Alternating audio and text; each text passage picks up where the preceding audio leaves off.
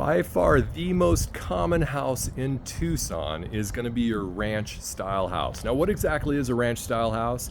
We're going to do a little tour today, and I'm going to tell you all the history that you'll need to know if you're ever considering to buy a ranch house in Tucson, or you just want to learn some useless facts about the ranch style house. Let's check this one out.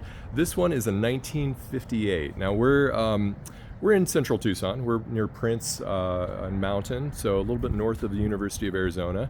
And as you can see, this whole neighborhood has ranch style houses. So what exactly does ranch style mean? Well, the number one telltale characteristic that a ranch style house is going to have is this lower uniform roof. Now you compare that to something like a Victorian or Queen Anne house or a bungalow, or some of these the newer ones that they call neo-eclectic. All of those houses have varying roof lines, lots of slopes, lots of different shapes. The ranch style house is typically lower, flatter, and wider. And the focus on ranch houses, when you think of the history of ranch houses, which by the way date back to the 1940s, is really when those started to come into popularity, more so in the 50s. It was a really big movement with post-war folks that were coming back. They needed an affordable place to live, and these were very economical to build. So lower ceilings, flat roofs, very easy to construct. Brick construction typically, although you will see some examples of slump block or burnt adobe, which is still brick. But the other variations as you get closer to the 80s is that they started experimenting more with the wood frame stucco and or wood frame siding. And while those are acceptable methods for building a ranch style house, not so much the building material, but the shape of the house, which is always usually going to have your entrance into the main part of the house is going to be the living room. And then you're usually going to have a open kitchen. And then you're usually always going to have this hallway that goes down. Now, again, there are variations of this, but this is a nice general example to show you that you would have this main artery that goes down the middle of the house, and branching out from that, you're usually going to have a bathroom on one side. You're going to have 2, 3, maybe 4 bedrooms. And then usually you're going to have your primary suite is going to also have a second bathroom. So the most common by far, of course, is that you're going to have a 3-bedroom, 2-bathroom house, but there's all sorts of flavors in that.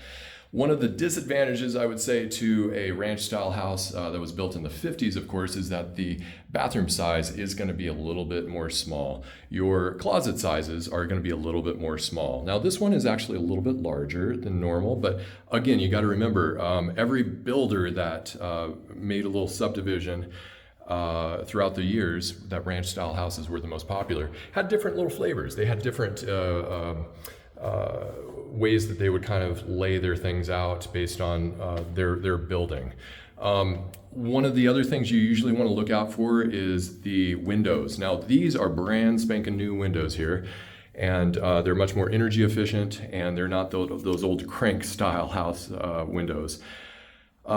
Those old crank style windows, though, if you had the old swamp cooler, which was very common, not air conditioner, but a swamp cooler. If you don't know what that is, there'll be a video in my library that you can read all about that. But if the house had a swamp cooler, it was actually better that you would have these older crank windows, because they would allow air to naturally vent out a little bit better. They weren't perfectly sealed, but that was okay because that's how swamp coolers work. They actually need ventilation and circulation to go through the house.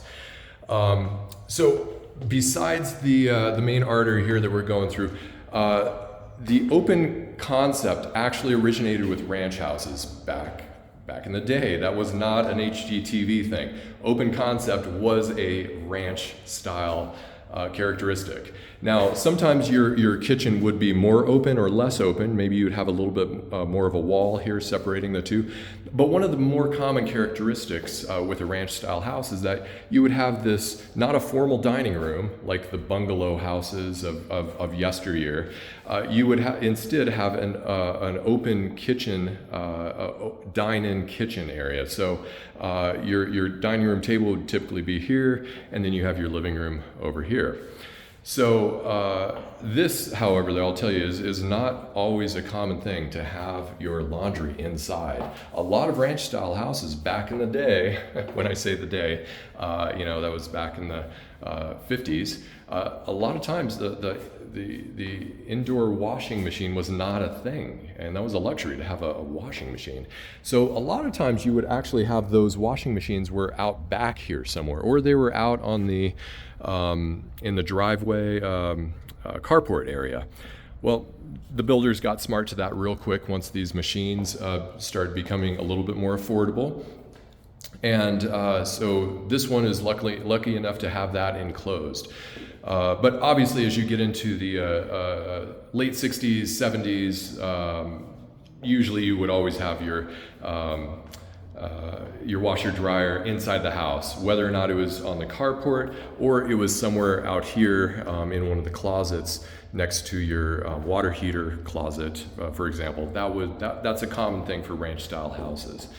So some of the other characteristics as you're looking at ranch style houses is the concept of a patio access. And this one has a pool. This is rare for Tucson. I would say probably only about 20-25% of houses actually have pools in Tucson. But this one has a pool. But most of the ranch style houses, they're built on the concept that you have a lot of land. And so they're usually wider houses than more vertical houses with the newer era of houses or the houses built in the 20s and 30s. So this older style was predicated on having a lot more land. And so when you have a lot more land, you have a lot more ability to put landscaping in and have a backyard. And that was a great thing that people of that era really wanted, to be able to have their kids have a place to go run around outside. So patio doors are always a huge thing that you're going to see when you're looking at ranch style houses. Now, as an interesting side note on ranch style houses, you're also going to hear a word called patio homes.